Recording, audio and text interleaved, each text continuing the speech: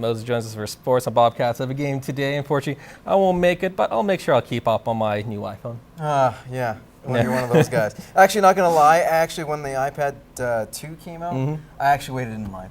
So I was one of those people. So I can't really say anything. It's going to get us eventually. Yeah, exactly. Speaking of Bobcats, they're coming back from a recent road string, which saw the club drop 2 out of 3. The good news is they're at home, and they love that home cooking, and there's no better way to get back on track than you face the team that you've dominated for the better part of 2 seasons.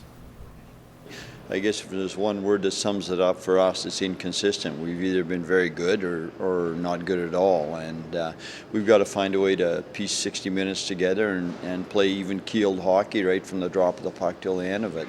It's only 5 games into the new AJHL season, but the Lloydminster Bobcats aren't shying away from criticism on their recent play. We need that kind of killer instinct to finish those games off once we have them in our reach, but we'll learn how we can do that later on, but this weekend will be a big rebound for us. It's very important to get wins off the start in the season because later on, if you need points, it's harder to get because teams are getting better and better every day. And if early points are key, there's no better team for the Bobcats to face than the Grand Prairie Storm. The Cats swept the season series, winning all 6 contests last year.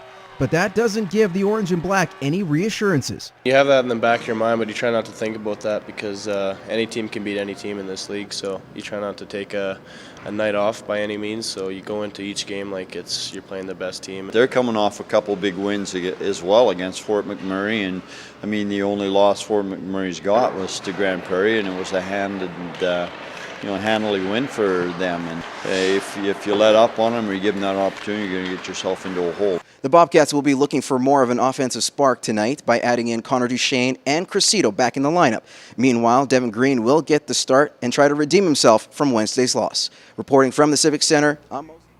Well, thank you, Moses. We'll turn our attention to high school football now. The Holy Rosary Raiders have been the model of consistency with their strong play. And the Lloyd Comp Barons, well, they're bouncing back under a new head coach, starting the season 2-0. Not too bad. So when the Raiders and Barons meet at Armstrong Field, they battle the Border City.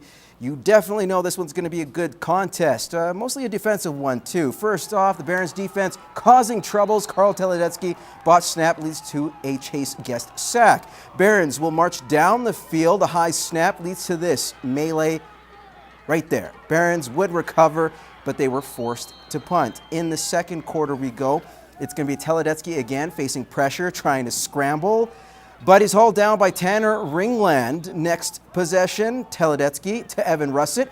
He gets enough for the first down, but coughs up the ball, and the Barons recover. However, the Raiders would find a breakthrough late in the quarter. They lead 11-1 at the half.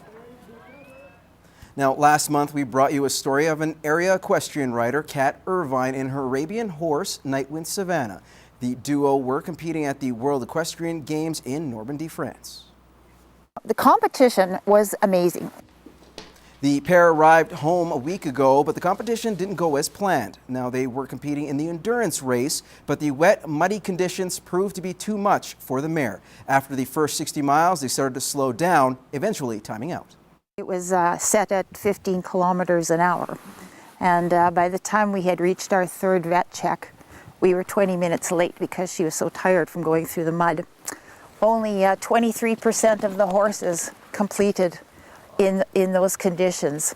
So, I mean, I still think I could have done better, but not a heck of a lot because the conditions are just horrendous. Despite the disqualification and having to deal with a language barrier at times, there was more good than bad.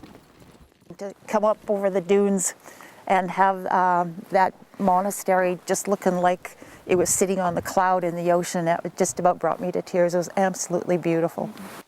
As for their next adventure, Kat says she'll be looking to compete at next year's Pan Am Games, which are being held in Toronto.